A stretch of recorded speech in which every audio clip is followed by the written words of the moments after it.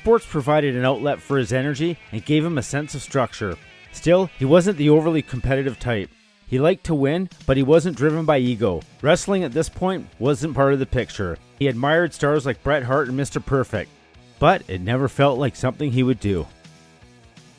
After graduating high school, Andrew took a brief run at college. He enrolled in a post-secondary program, hoping to find direction or maybe just give himself more time to figure things out. But the classroom didn't hold his interest. He wasn't rebellious, just disinterested. It didn't feel like a fit. He dropped out and did what many young men in his position would do. He went to work. Through a series of odd jobs, Andrew began carving out a niche for himself in Toronto's nightlife scene. With his size and calm, serious demeanor, he was a natural fit for security work.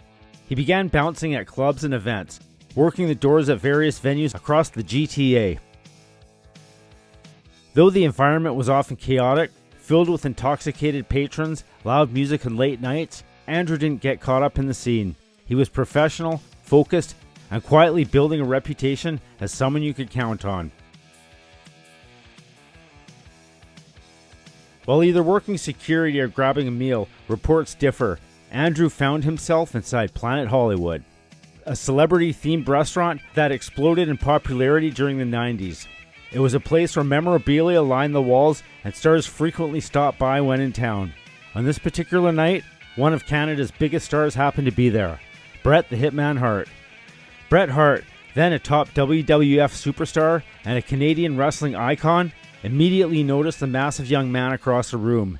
He saw not just size, but presence. Something about Andrew struck him, a calm intensity and raw potential. They struck up a conversation.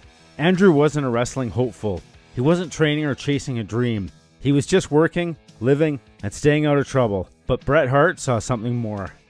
The two talked for a while, and by the end of the conversation, Hart extended a life-changing offer. If Andrew could make it out to Calgary, Hart would personally train him, free of charge. No promises of superstardom, just an open door to a world that Andrew had never truly considered. It was unexpected, it was improbable, and it was real. That moment inside Planet Hollywood marked the true beginning of Andrew Martin's transformation. He didn't find wrestling, it found him. In that conversation with Bret Hart, the drifting years came into focus. He suddenly had a purpose, direction, and a mentor. Long before the lights, the music, and the name Test, there was just Andrew, a towering quiet kid from Whitby who took a job bouncing to get by. The handshake he shared with Bret Hart that night wasn't just a stroke of luck, it was destiny.